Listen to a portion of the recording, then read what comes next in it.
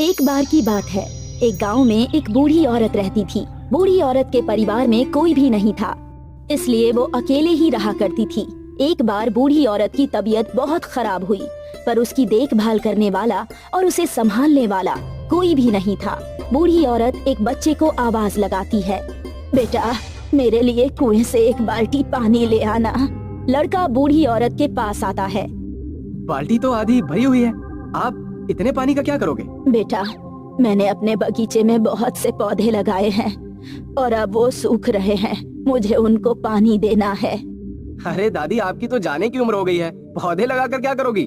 वैसे भी ये पौधे आपके किसी काम नहीं आने वाले। ये कैसी बात कर रहे हो बेटा, मैं इतनी जल्दी नहीं मरने वाली। देखना इन पौधों के फल खाकर ही मरूंगी। अगर ऐसी बात है तो ठीक है, फिर इन पौधों में पानी भी आप ही डालिए।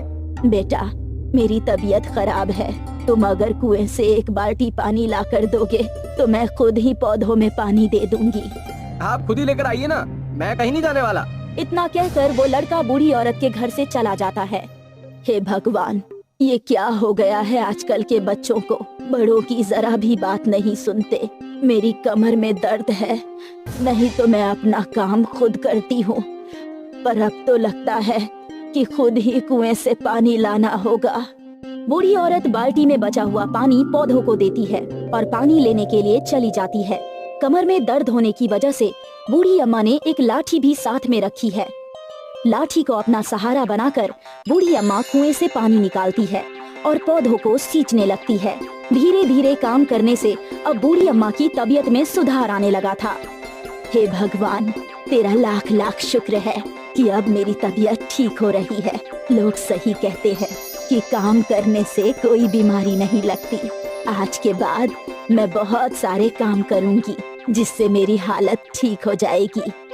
अगले दिन से बूढ़ी अम्मा ने सुबह जल्दी उठना शुरू किया। बूढ़ी अम्मा सूरज उगने से पहले ही उठ जाती और घर के छोटे मोटे काम कर लेती। अब थोड़ा योगा भी कर लेती हूँ जिससे मेरा शरीर स्वस्थ रहेगा। घर के छोटे मोटे काम निपटाने के बाद बूढ़ी अम्मा योगा करने लगी। योगा खत्म होने के बाद बूढ़ी अम्मा ने स्नान किया और पूजा करने के लिए मंदिर चली गई। हे भगवान, आप बस मेरी तबीयत में थोड़ा सुधार कर दीजिए, मैं तो और 100 साल जी लूंगी। मंदिर से लौटने के बाद बूढ़ी अम्मा ने नाश्ता किया और नाश्ता करने के बाद बगीचे में काम करने लगी। मेरे बगीचे में तो बहुत घास फूस हो गई है, जल्दी से इनको हटाना होगा, नहीं तो पौधे खराब हो जाएंगे। बूढ़ी अम्मा कुदाल लेकर सारी घास फूस को उखाड़ लेती है और कुएं से पानी लाकर पौधों को सींचने लगती है। आज तो बहुत काम कर लिया, अब थोड़ा आराम करती हूँ। बगीचे का काम निपटाने के बाद बूढ़ी अम्मा घर में आराम करने चली गई। इसी तरह से बूढ़ी अम्मा अब हर दिन अपना काम पूरी मेहनत और लगन से करने लगी। बूढ़ी अम्मा को इस तरह से काम करते देख गांव वाले उसका मजाक उड़ाने लगे। अरे ये बूढ़ी अम्मा इस उम्र में भी इतना काम करती है, लगता है ये अपनी शादी की तैयारियां कर रही है। इस आदमी की बात सुनकर सभी लोग ठहाके मारकर हंसने लगे। अरे भाई सही कहा आपने, भला इस उम्र में भी कोई काम करता है क्या? अब हमें देख लीजिए, हम तो जवान हैं, हट्टे कट्टे हैं, फिर भी कोई काम नहीं करते। हाँ पर एक बात है गुरु, इस बुढ़िया को मानना पड़ेगा। ये सुबह रोज जल्दी उठ जाती है और फिर हमेशा मंदिर भी जाती है, अपने सारे काम खुद से करती है। पता नहीं इसके दिमाग में क्या चल रहा है यार, पता नहीं। मुझे लगता है बुढ़िया जवान होती जा रही है। क्या कहते हो भाई साहब? क्या कहा? जवान होती जा रही है? क्या जवान होकर चांद पर जाने की तैयारी करेगी हैं? अरे चलो उसी से पूछ लेते हैं। चलो। ये दोनों आदमी बूढ़ी अम्मा के पास आए। अरे अम्मा, लगता है तुम यात्रा पर जाने की तैयारी कर रही हो। तुम्हें ऐसा क्यों लग रहा है बेटा? अरे तुम इतना काम करती हो, क्या करोगी ये सब करके? वैसे भी अब तुम्हारी ऊपर जाने की उम्र हो रही है, अब बस कुछ ही दिनों के मेहमान हो तुम। ठीक कहा ना भाई साहब मैंने? हाँ भाई साहब, ठीक कह रहे हो। अम्मा की उम्र देखकर तो लगता है शाम तक लुढ़क जाएंगी। नहीं बेटा, ऐसा नहीं है, मैं तो अभी 100 साल और जीऊंगी। अरे तुमको भगवान ने 100 साल जीने का आशीर्वाद दिया है क्या? कुछ ऐसा ही समझ लो बेटा, तुम्हारी समझ में तो ये बात नहीं आएगी।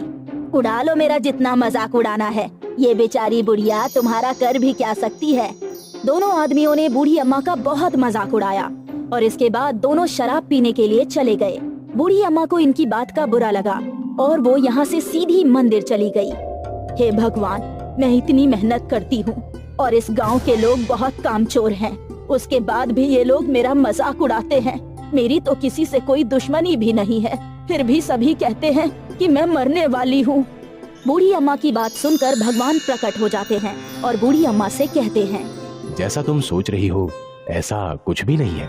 आज के बाद तुम जितना काम करोगी, जितनी मेहनत करोगी, तुम उतनी ही जवान होती जाओगी। भगवान का आशीर्वाद और प्रसाद लेकर बूढ़ी अम्मा घर आई और अपने हमेशा के काम करने लगी। भगवान के आशीर्वाद और मेहनत करते जाने से उसकी उम्र कम होती जा रही थी और देखते ही देखते एक हफ्ते में बूढ़ी अम्मा की उम्र 50 साल हो गई और उसकी बहुत सारी बीमारियां भी खत्म हो गई। अब बूढ़ी अम्मा की कमर भी सीधी हो गई थी। अपने शरीर में ये बदलाव देखकर बूढ़ी अम्मा और ज्यादा मेहनत करने लगी और 1 महीने में बूढ़ी अम्मा की उम्र 30 साल की हो गई। अब बूढ़ी अम्मा पूरी तरह से जवान और खूबसूरत हो गई थी। दूसरी तरफ वो 2 आदमी जो मेहनत नहीं करते थे और काम चोरी करते थे और नशा करने की वजह से उन दोनों आदमियों को बीमारी लग गई, जिससे उनकी कमर टेढ़ी हो गई और उन्हें अब झुककर चलना पड़ता था। एक दिन जब वो बूढ़ी अम्मा के घर के सामने से गुजर रहे थे तो उसे देखकर दोनों चौंक गए। अरे बुढ़िया तो जवान हो गई। अरे मूर्खों, मैं तो बूढ़ी कभी थी ही नहीं। मैंने तो अपने आप को हमेशा जवान समझा और मेहनत की और उसका फल मुझे ये मिला। पहले मैं दिमाग से तो जवान थी ही और अब शरीर से भी जवान हो गई हूँ और तुम लोग काम चोरी करके और नशा करके बीमार और बूढ़े हो गए हो। मुझे तो तुम्हारी हालत देखकर तुम पर दया आती है। अरे हमें माफ कर दो बहन जी, हमसे गलती हो गई। हमने आपका बहुत मजाक बनाया। कोई बात नहीं, तुम्हें अपनी गलती का एहसास तो हो गया। ये लो प्रसाद, इसे खाओ और अब से तुम भी मेहनत करना शुरू कर दो और कुछ ही दिन में तुम्हारी सारी बीमारियां ठीक हो जाएंगी और तुम भी जवान दिखने लगोगे। दोनों आदमियों ने औरत से प्रसाद लिया और उसे खाकर दोनों जी भरकर मेहनत करने लग गए। मेहनत करने से देखते ही देखते 1 महीने के अंदर दोनों आदमियों की बीमारी ठीक हो गई और वो जवान और स्वस्थ हो गए। सीख, हम सिर्फ अपनी सोच से बूढ़े और बीमार होते हैं। अगर हम चाहे तो हम बुढ़ापे में भी मेहनत करके जवान रह सकते हैं। मेहनत करने वाले आदमी को कभी कोई बीमारी नहीं लगती। हमेशा कामचोर आदमी ही बीमार पड़ते हैं। इसलिए हमें मेहनत करने से कभी नहीं घबराना चाहिए।